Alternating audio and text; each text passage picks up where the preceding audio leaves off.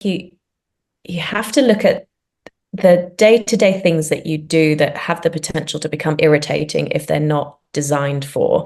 Um, and that's what good design is. I think good design isn't necessarily a beautiful dinner party setting for, that looks great on the rare occasions that you have a dinner party for 10, but it's more, how do you do your laundry? How do you get ready in the morning? How do you go to work? Do you drive? Do you cycle? Where do you get your bike? How do you come in? Or do you shower straight away? How really mapping out the day-to-day of just day-to-day life, and designing for that. How do you cook, entertain? Do you work from home? All of those sort of little questions, and design for those, and sort of map it out.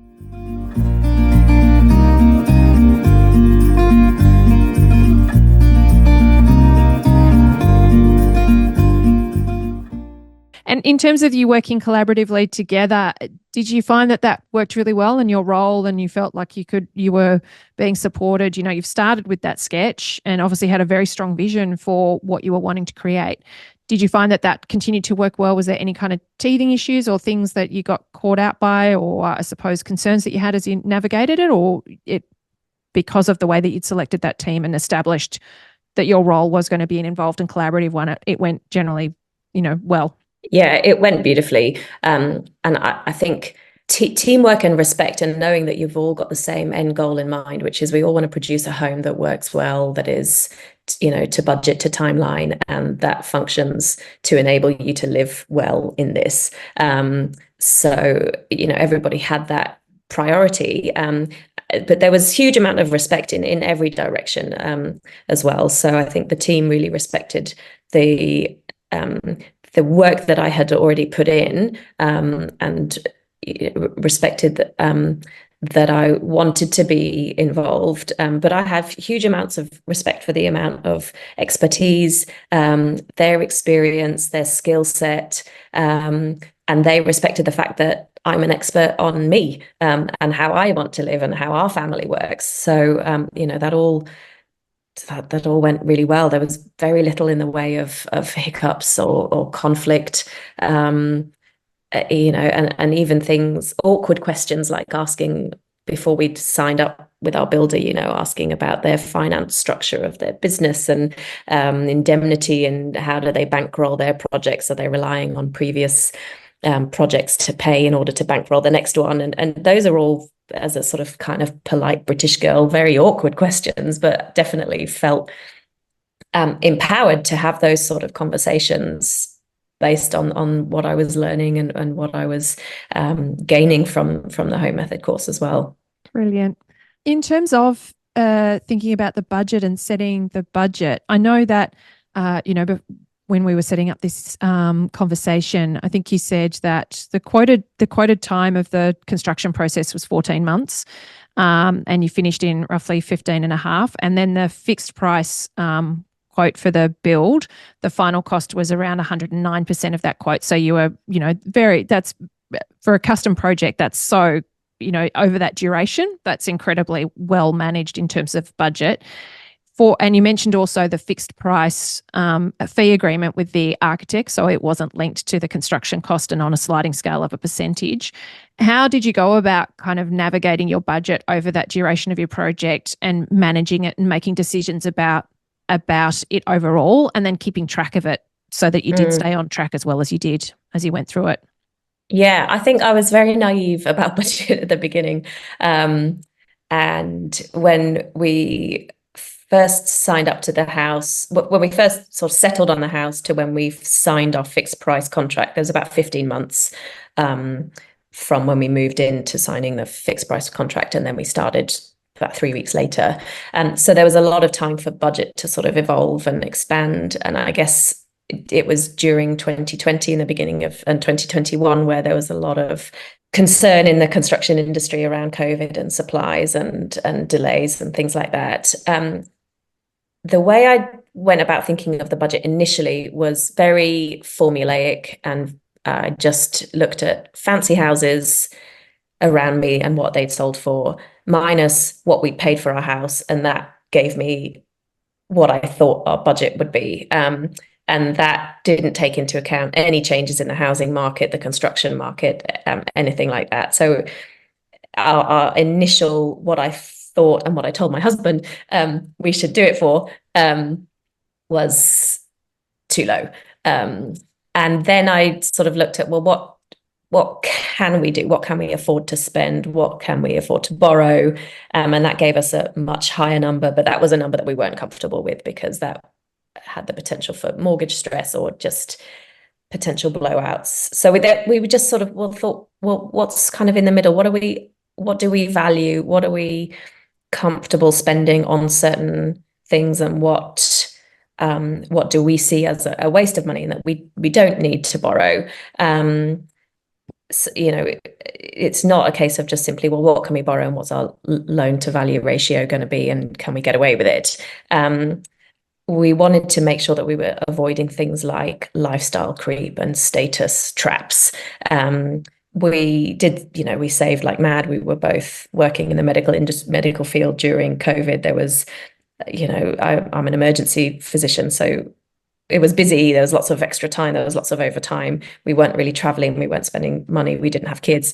So we were able to save a lot. And I think when it came to valuing decisions, when you're looking at costs of things, it's 3 figures, 4 figures, 5 figures here, there, everywhere. It all becomes sort of blurry. And this, I wanted to translate it into a tangible currency and a concept that meant something. So I kind of used the phrase, how many Sundays, which to me, as somebody who can pick up extra shifts and work overtime, how many Sundays am I willing to work for this decision?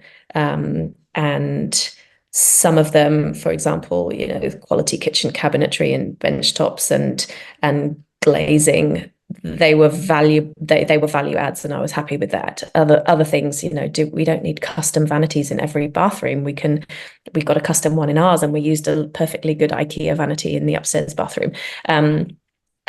So putting it into, this means time away from my family. Is it worth it for this decision? And that was how I kind of was able to be comfortable with saying no to some really nice things, because they're nice to have, but they weren't worth it. We did a bit of spend here, save here. We reused quite a few things. We reused the old kitchen door to the outside and the door between the dining room and kitchen, and they're now the doors to the powder room and the cupboard under the stairs, but it's keeping those older doors in the older part of the house. We reused our kitchen window when we relocated it. We had perfectly functional IKEA wardrobes in the old front bedroom, which was our initial bedroom, and we moved those into our walk-in wardrobe and the upstairs wardrobe. So that saved us a few thousand on custom cabinetry that we didn't need. We've got perfectly functional things here. It was nice not to waste and just send to landfill perfectly usable 95-year-old doors that were lovely. So we sacrificed some decisions as well. So we're not fancy car people. We don't have a carport. At some point we might put one in, but we don't need it. We didn't have the money to stretch for a outdoor kitchen, but we've put in gas, plumbing, power to the area where it will go eventually when we've saved up a bit. You don't need to do everything all at the same time, but I think focusing on the stuff that's hard to redo 5, 10, 15 years later, structurally, infrastructure, and glazing and things like that, they're important things to get right first time. The aesthetics can be redone later on, and you don't have to finish everything in one go. And again, we didn't build for a magazine. We built for us to live in and be comfortable in. So we're happy to chip away at some of the cosmetic and aesthetic stuff, over the next few years. Oh, Sophie, that seriously, it's just fantastic to hear you outline it like that, because I think that'll resonate for so many, and also give really pragmatic frameworks to think about it. And I think that idea of always remembering that, I love that you broke it down to that, how many Sundays, and you really created a value metric for yourself to make much more personal decisions about some of the things that it can be such a noisy industry. It can feel like you're really pressured to measure up to some imaginary standard as you're navigating this. It can also feel like this is the last time you're ever going to do a project and you've got to, I don't know, measure up to some benchmark of what it looks like to be a grown-up living in a lovely house. And I just love that you really created something that personally was going to work for you to be able to sift and filter through all of that. So I really appreciate you breaking that decision making down for us, and also the application of reuse and more economical options in rational ways so that the investment was going into the areas that you knew were going to be the things that you most significantly experienced and were impactful on your everyday life, and that you then economized on other areas that weren't. So, and I remember watching you were really great at testing design decisions, testing light, testing to create more confidence around your decisions. I'm wondering if you can talk through with us that sort of approach to your design, and, you know, what you touched on earlier about the fact that you didn't have a family yet, weren't sure if you were going to have a family, but, you know, from a resale point of view, and also from an ideal, I suppose, vision of your future, you know, wanting to create a family home. How were you testing out all of these ideas and thinking about the design as you navigated that design process to have a level of confidence that you were getting it right in the outcome that you're creating? Yeah, sure. I think one of the things that we were quite lucky with the house that we bought in this big outdoor shed area, which is basically where we built our extension kitchen living area, was the ability to mark things out on a sort of one-to-one scale. We got children's chalk and we were literally drawing out where the island was, where the oven was going to go. You know, my husband and I, one weekend during lockdown, we kind of mimed out doing a dinner party and sort of getting food out of the oven whilst one of us was washing up. Are we going to crash into each other? Is this going to be annoying? You know, we really, and I think you have to look at the day-to-day things that you do that have the potential to become irritating if they're not designed for.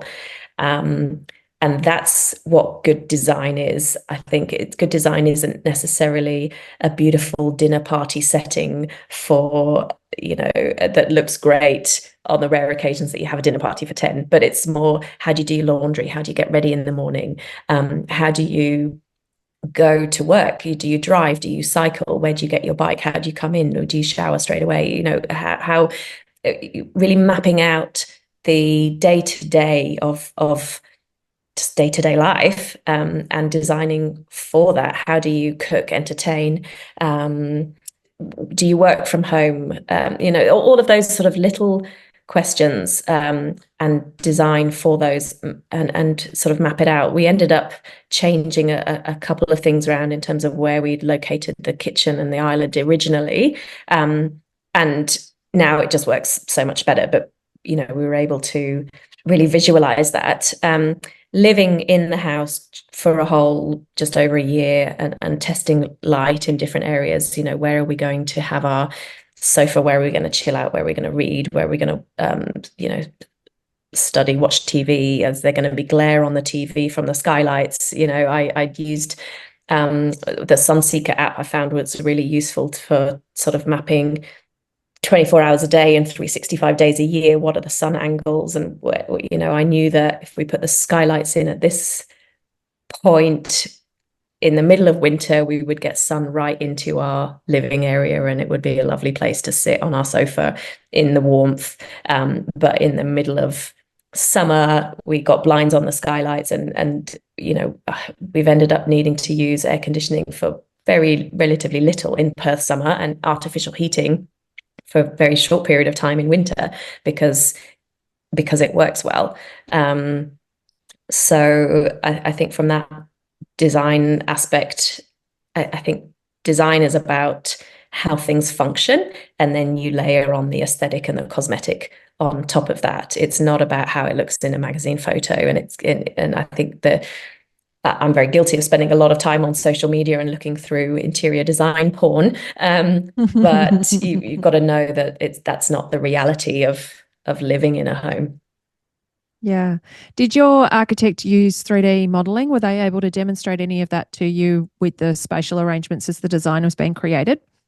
Yes, they were. They were able to send us a sort of animation of from the perspective of standing at the kitchen island looking out at different times of year to give us a sort of accelerated time lapse through the day, and we could see how that that light moved around, spring, summer, winter, which was great. But I kind of already knew because of the geometry and the trigonometry that I've been using, and the apps, and having lived there, I sort of already knew that it was going to work. But it was really nice to see that that software be able to create that. And I think depending on how your brain works, if you've got a sort of 3D kind of brain, that's fine. But if you don't, I think it's really valuable thing that the software can produce. Yeah, and you even got it. I remember you getting into a granular level insofar as looking at, where were you going to store things and how were you going to store them, and what level of storage that would actually mean for the home, so that you weren't overspending on even those kinds of things. Can you talk through a bit about that? Because that was really interesting to watch how pragmatically you were approaching those design decisions as well. Yes, my friends all laugh at me about that. I'm quite organized. I can be a little bit anally retentive about how things get stored and organized. Our pantry's got labels on. I blame my Swedish mother for that sort of. I think it's genetic, but trying to avoid, again, those annoying niggly things, like when you move into a house and then you realize there's nowhere to put the wrapping paper. Where are you going to store your wrapping paper? Or your pantry's shelves are too low for big cereal boxes, or pasta jars. And I was measuring the width of my ironing board to make sure that the cupboard slot was wide enough to put the ironing board in, so I could also put the stick vacuum on the other side of it. Those, I went pretty far down the rabbit hole of those sort of details. It meant that when we moved back in, unpacking was pretty easy because I knew exactly where everything was going to go, because it had all been rehearsed in my head. So yeah, I knew that if I hadn't done that, there would be things that would annoy me. So for me, it was worth that time and effort in the design phase and factoring in those little details, so that my home works. It's organized. There's no redundancy in storage. There's no clutter, and it's easy and efficient place to live in. Yeah, I absolutely love it. It was beautiful to watch you do it and to share and to see you share it. I know I remember seeing it on your social media as well, and just because it is something that does pay dividends if you are somebody that really wants to achieve that uncluttered, organized, and that's the way that you then, I suppose, free up the bandwidth for the other things that you have in your life. And that's the way that calm gets created for you in your home as well, for you to know that there's a place for everything and everything in its place. And yes, the only I love thing that phrase. the only thing is training the other people that you live with to return it to that place.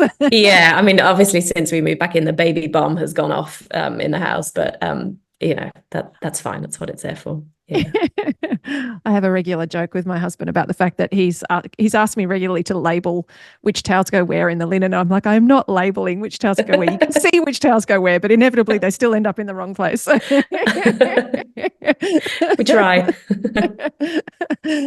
So, I'm really curious for you to talk through, because you have you have this beautiful way of articulating a very pragmatic, but also very like when I look at your home, it's a functional masterpiece, but it's also an incredibly beautiful home. The spaces that have been created, the way that light lands in them, the way that the volumes work, the connection between indoors and outdoors.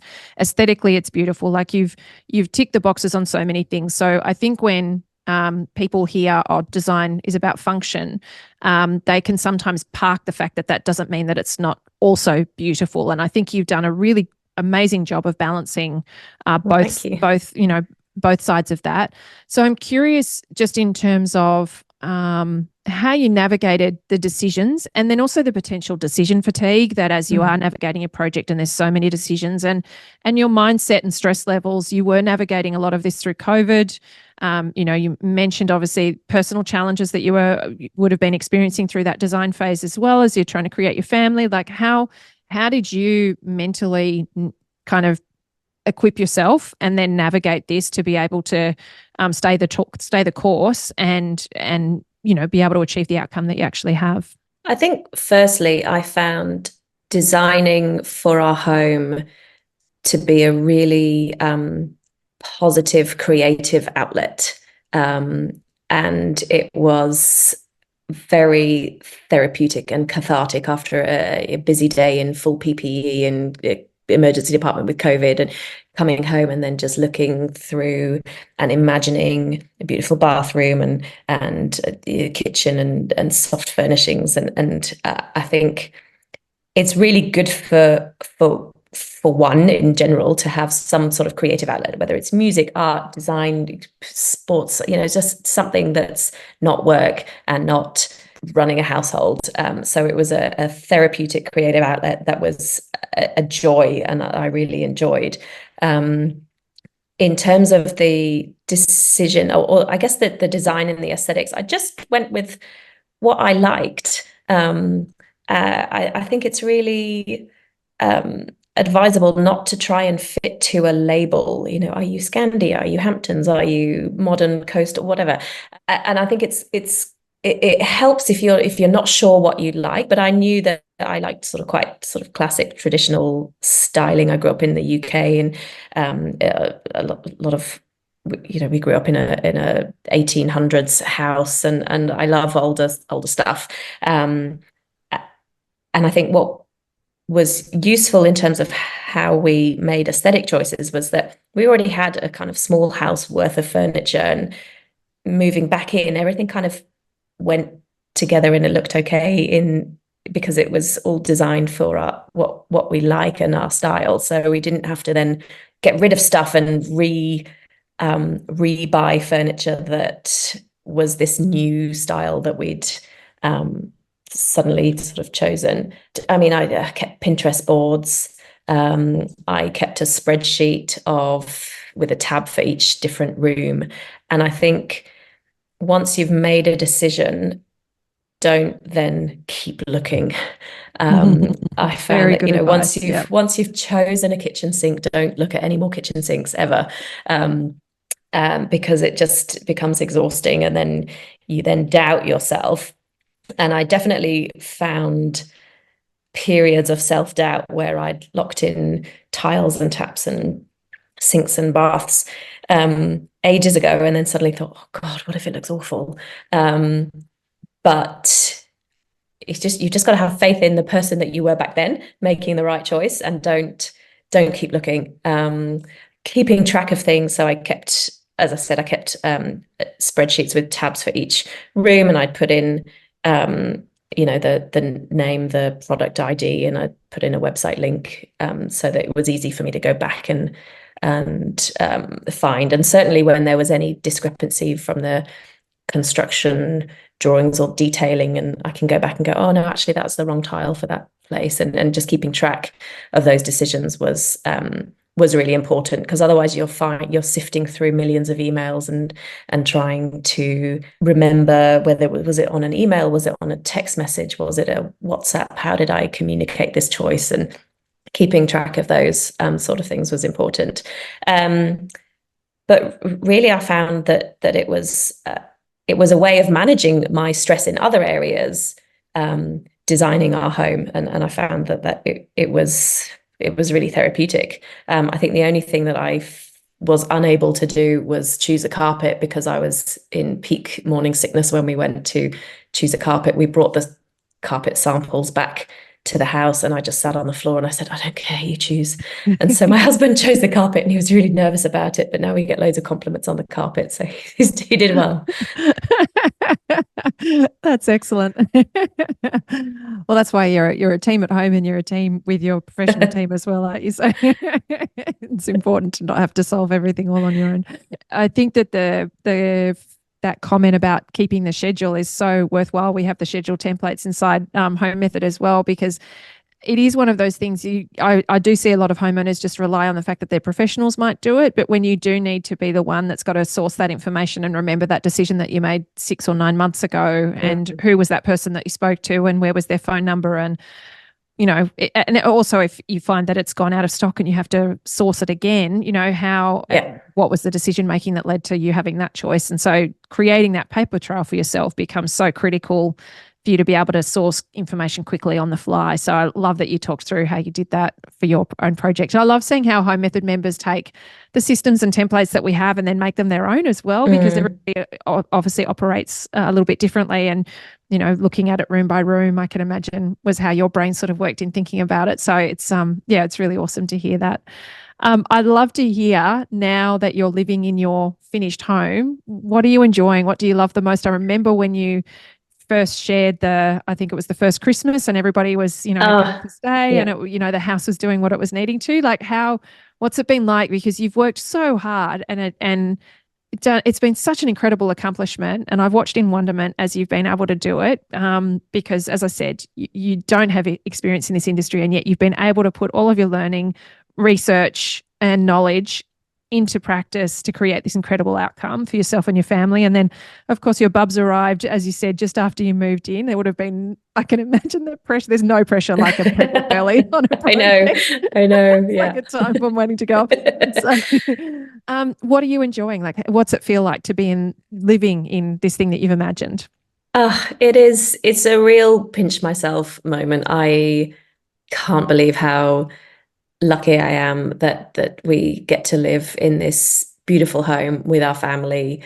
I love waking up in the morning and the light coming into my bedroom, opening the blinds, and I walk into the kitchen and it's light and bright and calm, and I make a cup of tea and I give my baby a bottle and we sit on the sofa and we have a play. And it's those really little things that are just beautiful. And then we got married in February and all my family came over from the UK, and I remember standing at the island and everyone was out on the deck and we did the barbecue and family in the pool. And, a family that lives in different hemispheres, we don't have those really beautiful, close moments very often. But that was a real mental snapshot moment of, this is all the people that I love most in the world in my home, and I am so lucky. I love coming home from work, and I work in an inner city emergency department that's crazy busy and chaotic, and I come home and it's a calm haven, and it is a real it just turns down the nervous system, and it's wonderful. And I love coming home after we've been away. We go on holiday and we stay in perfectly nice places, but our home is nicer. And that's a really amazing thing to be able to say. And I love the environment that we've created for this little girl that we've got, who is, she's so lucky. She doesn't know it yet, but what we're able to give her in terms of safety, love, security, and this environment, and we're able to be present because we don't have to work all hours of the week, because we've made sensible decisions as well, and we can be present with her and in these really amazing early years, and we're so grateful. Yeah, it's beautiful, Sophie. I can't thank you enough for all of the information and wisdom that you've shared as we've been having this conversation. There's been so many golden gems peppered throughout it. Did you have anything that I've potentially not asked or missed, or that you wanted to share before we wrapped up? No, I think the only other thing that we didn't talk about was, but in terms of the budget, was you just have to keep track of absolutely everything. Don't bury your head in the sand and then do the maths at the end, because that's when you have these horror realizations. So we kept track of absolutely everything that was spent, everything that was projected. We knew kind of what our saving rate was and when the big progress payments were due. So then there would be another jump in interest the following month, and kept track of the interest that we were paying as well. If we bought robe hooks or towel rails, all of those get added in. And then I'd sort of set up a formula on Excel to make sure that if a cost went up, it would automatically do the sum and tell us how much extra we would then need to make or save or scale back on. So you can't bury your head in the sand about the budget. It's a scary number sometimes, but you've just got to embrace it and keep an eye on it.